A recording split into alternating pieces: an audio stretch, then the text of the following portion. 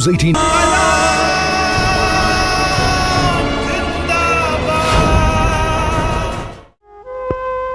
इश्क में भूख कहाँ लगती है। हमने भी कुछ दिन खाना पीना छोड़ा। लोग प्रेम पत्र लिख रहे थे तो हमने भी 404 पन्ने लिखे। मेरी ताकत मेरे जज्बात थे, मेरा साहस मेरी निराशा। आखिर मैं कैसे उससे जुदा रह सकता था जिसका ख्वाब मैं बचपन से देख रहा था। उस अंधेरे में वो मुझे दिखाई दी और मैंने भी शादी कर ली। ये इश्क जालिम चीज ही ऐसी है। इनकलाब। 87 साल पहले 23 मार्च 1931। ये तारीख गवाह है कि उन्होंने मौत को इस मोहब्बत से गले लगाया था कि उनकी छोटी सी जिंदगी भी उन पर फख्र करने लगी थी।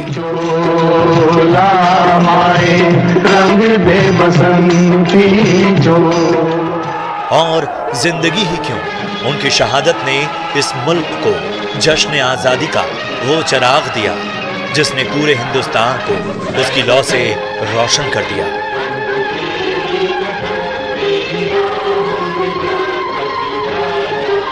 वो अपनी ताकत पर इतराते नहीं थे, बल्कि उन्हें इसका बखूबी एहसास था। नहीं खाएगा। वो बचपन से ही दादा और पिता की आंखों में आजादी के सपनों को पलते देख रहे थे और उन्होंने इसे समय रहते ही भांप लिया था। उन्होंने आजादी के ख्वाब देखने शुरू कर दिए थे। वो ऐसे परिवार से थे जहां का माहौल ही देश की आजादी के लिए अपना सब कुछ न्यौछावर करने के लिए तत्पर रहता। माँ, जमीन, धरती, माँ, देश और घर में क्या फर्क होता है? उन्हें भरोसा था खुद पर, उन्हें विश्वास था अपनी हिम्मत पर, जिसे उन्होंने महज 12 साल की उम्र में। उसके बाद उनका लहू देश के लिए कुर्बान होने और आजाद हिंदुस्तान के लिए उबाल मारने लगा। वो 14 साल के भी नहीं। आजादी के ऐसे परवाने के ख्यालात जिसने पूरे आवाम की सोच को बदल कर रख दिया था। और 24 साल की उम्र में ऐसी क्रांति के बीज बोए कि जिसे पूरा हिंदुस्तान अपने दिल में अभी भी संजोए रखता है। भगत सिंह, इस नाम का असर ही कुछ ऐसा है कि इसका जिक्र आते ही जहन में आजादी का ख्याल आ जाता है। फांसी का फंदा याद आ जाता है और उस फंदे के पीछे याद आता है एक मुस्कुराता हुआ चेहरा।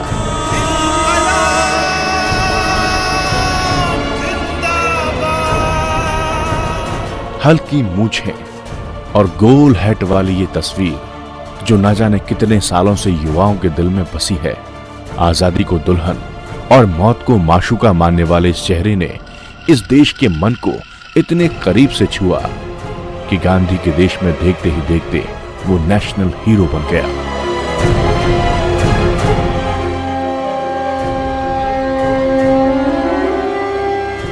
जलियांवाला बाग की मिट्टी को अपने खीसे में दबाए भगत अंग्रेजी हुकूमत से लोहा लेने के लिए बचपन से ही खेतों में बंदूकें बोता था।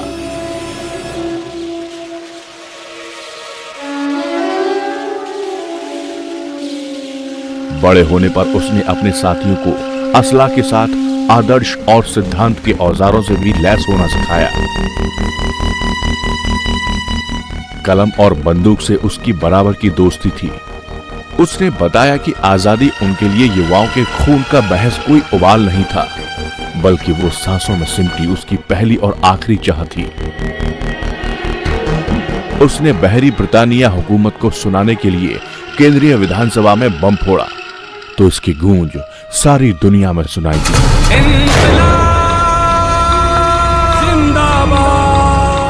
जेल की 4 दीवारी में भी अहले वतन की उसकी अलख लगातार जारी रही।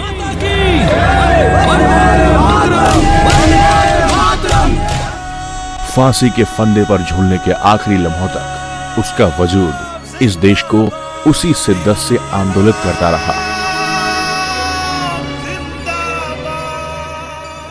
और मरने के बाद भी आज भी वो उसी शिद्दत के साथ इस देश के सीने में धड़क रहा है। इनकलाब जिंदाबाद, इनकलाब जिंदाबाद।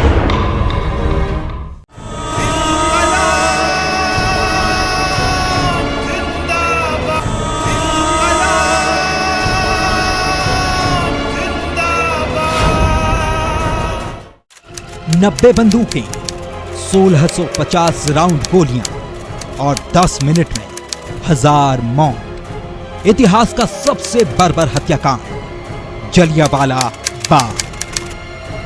आज भी इन दीवारों को बैसाखी की वो बर्बर सुबह बखूबी याद होगी। चौड़ी होती कि वहां तोपें जा सकती, तो क्या तुम उससे भी गोले बरसाते? डायर ने जवाब दिया, मुझे लगता है हां। क्या तब मरने वालों की तादाद और ज्यादा नहीं होती? उसका जवाब था हां। जलियांवाला बाग हत्याकांड की टीस देश के सीने में नासूर की तरह चुभ गई और इसी कद थोड़ा छोटा, रंग सांवला, चौड़ा माथा, बड़ी बड़ी आंखें, तगड़ा शरीर और मूछें कायदे से ऐसी ऐंठी हुई कि मानो शिकार से पहले कोई शेर ताव दे रहा हो। ऐसे ही थे अपने आजाद, एकदम निर्भीक, निडर और साहसी। मध्य प्रदेश के झाबुआ के छोटे से घर में जन्मे आजाद लड़कपन से ही आजादी के दीवाने थे। असहयोग आंदोलन के दौरान महज 13 साल की उम्र में उन्हें धरना देते हुए गिरफ्तार किया गया। जज ने पूछा, नाम क्या है? उन्होंने कहा, आजाद। जज ने फिर पूछा, पिता का नाम क्या है? आजाद का जवाब था, स्वतंत्रता। जज का अगला सवाल था, रहते कहां हो? जेल में। आजाद ने बिना डरे कहा। कहानी है कि जज ने उन्हें 15 बेतों की सजा सुनाई और आजाद हर बेत के बाद चिल्लाते, महात्मा गांधी की जय। काकोरी कांड को अंजाम देने के बाद उन्होंने क्रांतिकारी संगठन को एकजुट करने में बड़ी भूमिका निभाई। सॉन्डर्स वध में भी वो शामिल रहे। आजाद स्वभाव से भी उतने ही आजाद थे। दावा था कि अंग्रेजों की गोली कभी उनका बाल भी बांका नहीं कर सकी और हुआ भी ऐसा ही।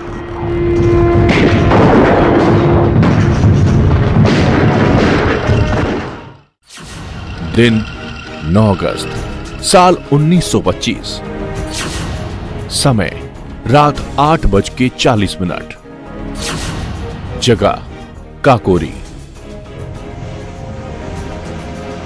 सहारनपुर से लखनऊ जाने वाली ट्रेन धीरे धीरे अपनी मंजिल की तरफ बढ़ रही थी, लेकिन अंग्रेजी हुकूमत के दमन का बदला लेने के लिए निकल पड़े कुछ नौजवान ऐसे थे जिन्होंने सिर पर कफन बांधा और सवार हो गए इस ट्रेन पर।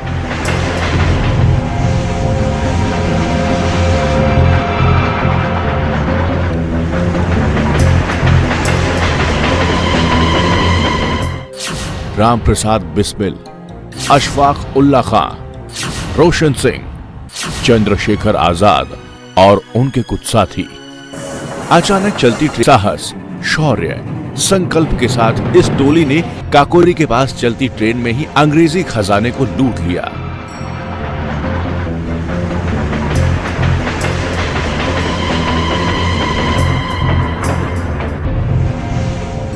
ना किसी को गोली लगी, ना कोई मरा, लेकिन इस घटना से ब्रितानी हुकूमत सख्ते में आ गई। अशफाक, बिस्मिल, रोशन सिंह को जल्द ही गिरफ्तार कर लिया गया और 1927 में इन्हें फांसी पर लटका दिया गया।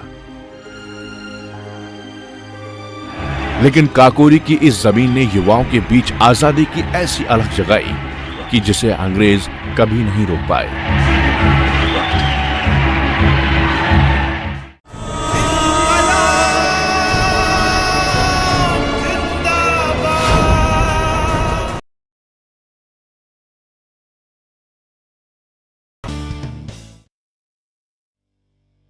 न्यूज 18 इंडिया आपका पसंदीदा नेशनल न्यूज चैनल उपलब्ध है डिश टीवी के चैनल नंबर 663 और D2H के चैनल नंबर 306 पर। कोरोना की हर खबर देखते रहिए न्यूज 18 इंडिया पर। आधे घंटे में प्रदेश का पूरा हाल, तेज भी तर्रार भी। घड़ी मिला लें हमारा वादा, कम समय में ज्यादा से ज्यादा, 30 मिनट में राजस्थान। अहम है विचार सरकार के फैसलों पर, लोगों का रेजिस्टेंस सड़कों पर। जरूरी है खरी बात हर किसी की भागीदारी पर, आप जो और सवाल उठाने से ही मिल पाएगा जवाब। उनकी चिंताएं किस तरह की? आप कोरोना से लड़िए, आपके लिए हम करेंगे कोरोना पर हर एक सवाल। प्राइम डिबेट सिर्फ न्यूज 18 राजस्थान पर। देश के दिल की हर बात अपराध की, अपराधियों की, बात समस्या की, समाधान की, बात होगी हर एक सियासी घमासान की। करेंगे आपसे हर बात, पहुंचाएंगे आप तक हर खबर। बस आप सुरक्षित रहिए, कोरोना से बचिए और देखिए 30 मिनट में हिंदुस्तान, सिर्फ न्यूज 18 राजस्थान पर।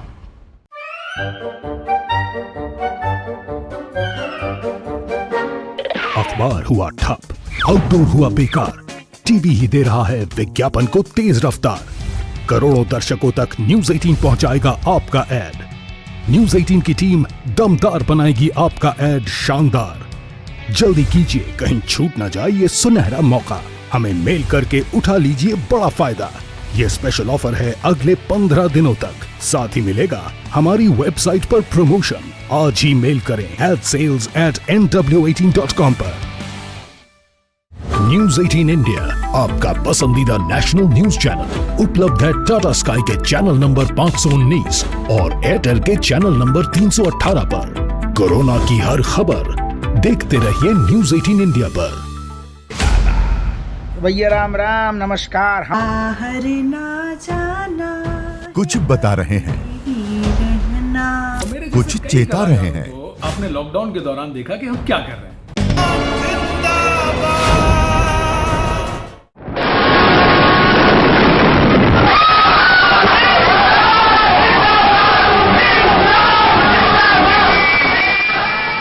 असेंबली हॉल में बम फेंकने और असिस्टेंट कमिश्नर पर गोली चलाने के जुर्म में भगत सिंह और वीके दत्त को आजीवन कारावास की सजा सुनाई गई,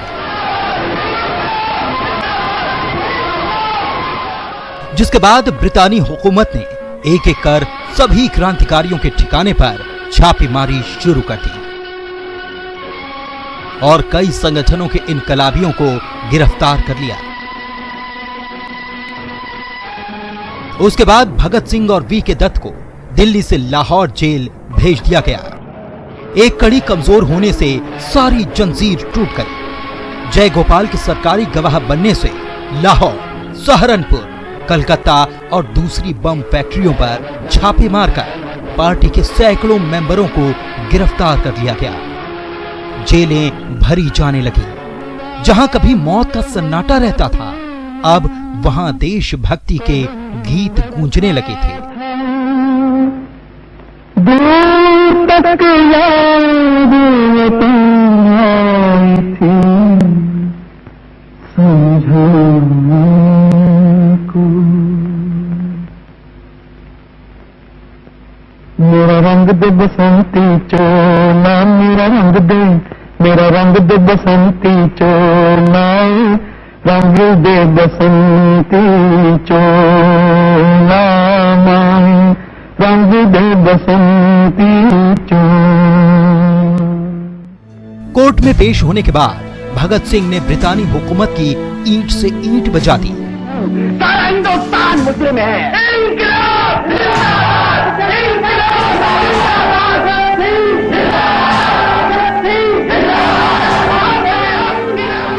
वे अपनी जंग आजादी को पाने और भारत माता को अंग्रेजी हुकूमत से आजाद कराने के लिए सब कुछ कुर्बान करने के लिए तैयार बैठे थे। जब सरकारी वकील ने उनसे पूछा इनकलाब क्या है, तो उन्होंने बड़ी ही शिद्दत के साथ उसका जवाब दिया। सदैव मौत तजवीज करता हूँ। यही कहना चाहते थे ना आप कि ये सिपाही जो अपने देश की आजादी के लिए जदोजहद कर रहे हैं, जिंदा रहने के काबिल नहीं। पुजारी से पूछा जाए मंदिर क्या होता है तो उसे क्रोध नहीं बल्कि सवाल पूछने वाले पे तरस आता है। वकील साहब, आप खुद नहीं जानते इनकलाब क्या होता है। अगर आप जानते तो आज आप सरकारी वकील ना होते, हम में से एक होते। इनकलाब जुर्म को खत्म करने का एक तरीका है। गफलत की नींद सोने वालों के लिए मंदिर की घंटियां और मस्जिद की अजान है। राजगुरु सुखदेव और भगत सिंह जेल में एक दूसरे के साथ मिलकर आजादी की इबारत लिखने में मशगूल थे। उधर अंग्रेज इन्हें अपना दुश्मन मानकर इन पर अत्याचार और जुर्म करने के नए नए तरीके आजमाते। ये तीनों क्रांतिवीर लगभग एक ही उम्र के थे और इनका सपना भी एक था, वो थी आजादी।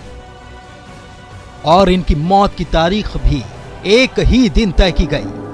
फांसी की तारीख जैसे जैसे करीब आ रही थी, वैसे वैसे देश में युवाओं के खून में उबाल आ रहा था। तारीख 24 मार्च 1931। भगत सिंह, राजगुरु और सुखदेव को फांसी की सजा देने का ऐलान कर दिया गया। उसके बाद जेल की चार दीवारी के बाहर आंदोलन शुरू हो गया।